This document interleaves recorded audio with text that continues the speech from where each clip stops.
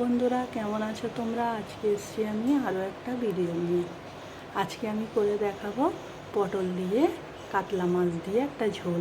তার জন্য এখানে আমি কাতলা মাছ নিয়েছি 5 থেকে 600 গ্রাম আছে।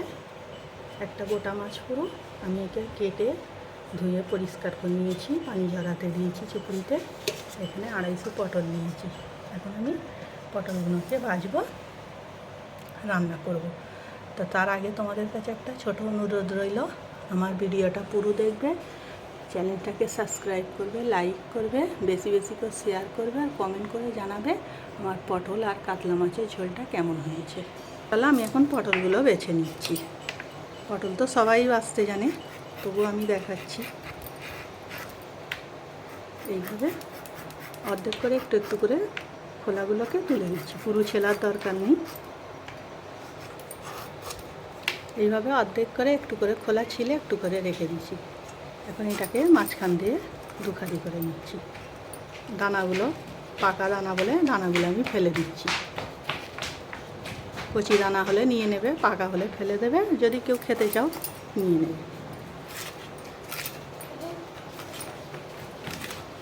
তো এইভাবে আমি সব পটলগুলো বেছে নিচ্ছি। এখন এটাকে আমি পানিতে ভিজে দিয়ে দিচ্ছি। পটলটা ভাজা হয়ে গেছে।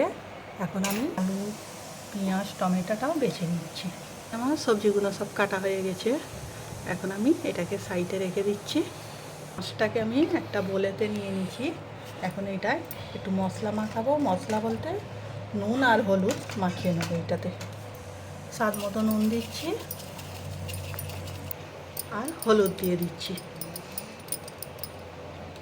এখন আমি এটাকে ভালো করে মাখিয়ে নেব।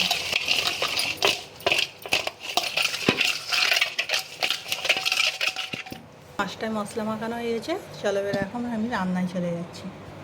তো আমি এখানে চুলোয় একটা প্যান বসিয়ে দিচ্ছি। আমার প্যানটা গরম হয়ে গেছে। এতে আমি তেল দিয়ে দিচ্ছি। আমি সাদা তেল ব্যবহার করছি, চাইলে সর্ষের তেলও তোমরা ব্যবহার করতে পারো। আমার তেল গরম হয়ে গেছে, আমি মাছগুলো এর মধ্যে দিয়ে দিচ্ছি। সব মাছ একসাথে হবে না, আমি অল্প করে দিচ্ছি, দুবার করে ভেজে নেব। এখন আমি 4 পিস দিয়েছি, বাকি 4 পিস আর একবার ভেজে নেব। আমার মাছগুলো 1 পিস ভাজা হয়ে গেছে, আমি আস্তে করে এখন উল্টে নিচ্ছি।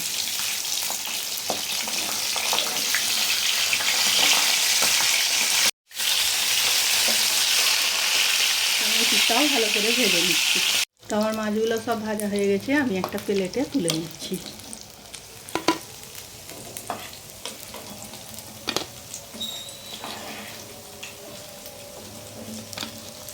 এখন আমি বাকি মাছগুলো ভেজে নিচ্ছি। বাকি মাছগুলোও ভাজা হয়ে গেছে, আমি এগুলোকে তুলে নিচ্ছি। একটা কড়া দিয়েছি, কড়াতে আমি মাছ ভাজার তেলটাই দিয়ে দিচ্ছি। আমার তেল গরম হয়ে গেছে, আমি পেঁয়াজটাই দিয়ে দিচ্ছি। পেঁয়াজটাকে এখন আমি ভেজে নিচ্ছি হালকা করে।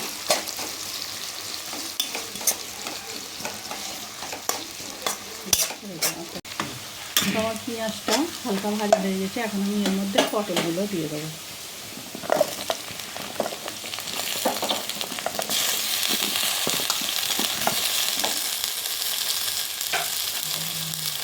পটলগুলো আমি এখন পেঁয়াজের সঙ্গে একটু ভেজে নেব। পটলটা একটু না ভেজে নিলে পটলটা খাওয়ার সময় একটা পটলের গন্ধ লাগে, একটু ভেজে নিলে গন্ধটা থাকে না। তাই আমি তেলেতে একটু পেঁয়াজের সাথে পটলটাকে ভেজে নিচ্ছি।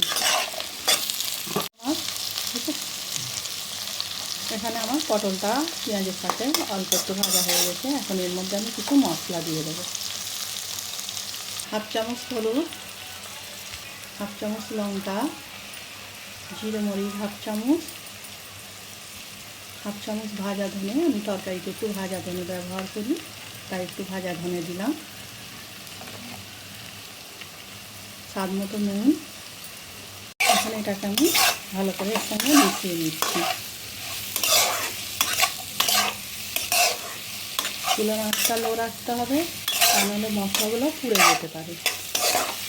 যখনই মশলা দেবে এবং আস্তে সবসময় লো রেখে দেবে।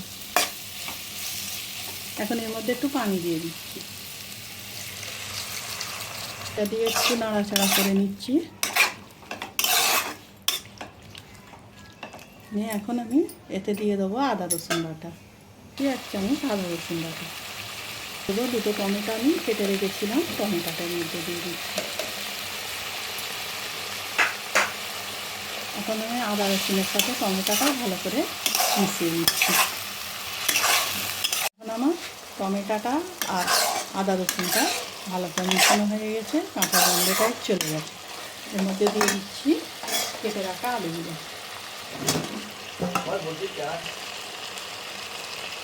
তার সাথে দিয়ে দিচ্ছি একটু পানি। এখন আমি আলুটা এর সঙ্গে ভালো করে কষিয়ে নেব।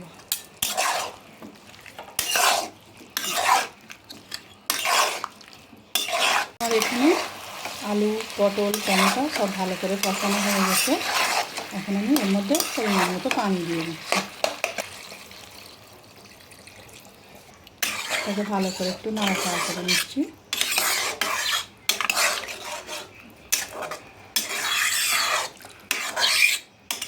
এখন আমি এটাকে ঢাকনা দিয়ে সিদ্ধ হতে দিচ্ছি। পরে যদি পানি লাগে আরও একটু পানি এতে দেবো। আমি ঢাকনা দিয়ে দিচ্ছি, আমার এটা সিদ্ধ হোক ততক্ষণ।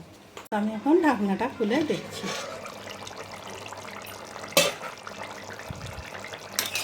দেখো আমার আলুগুলো সিদ্ধ হয়ে গেছে, আমি দেখাচ্ছি তোমাদের।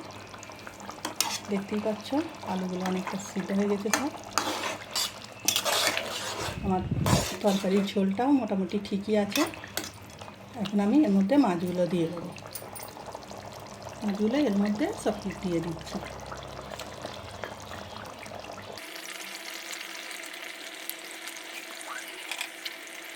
এর মধ্যে দিয়ে দিচ্ছি সব। এখন ঢাকনা দিয়ে আঁচটাকে জোর দিয়ে একবার খালি ফুটিয়ে নেব। আঁচটা আমি জোর দিয়ে দিচ্ছি, আমি ঢাকনা দিয়ে দিচ্ছি। তো আমার এটা ভালো করে ফুটে গেছে, দেখতেই পাচ্ছ। এখন আমি চুলাটা অফ করে দিয়ে ঢাকনাটা দিয়ে 2-5 মিনিট রেস্টে রেখে দেবো। চুলাটা অফ করে দিচ্ছি, ঢাকনাটা দিয়ে 2-5 মিনিট রেস্টে রেখে দিচ্ছি। তো এখানে আমার 5 মিনিট রেস্টে রাখা হয়ে গেছে। এখন আমি ঢাকনাটা খুলে তোমাদের দেখাচ্ছি। তো দেখো আমার পটল দিয়ে কাতলা মাছের ঝোল একটা অসাধারণ সেন্ট বেরিয়েছে। সেন্টটা তো আমি আর তোমাদের দেখাতে পারবো না, তোমাদের রান্না করেই দেখতে হবে।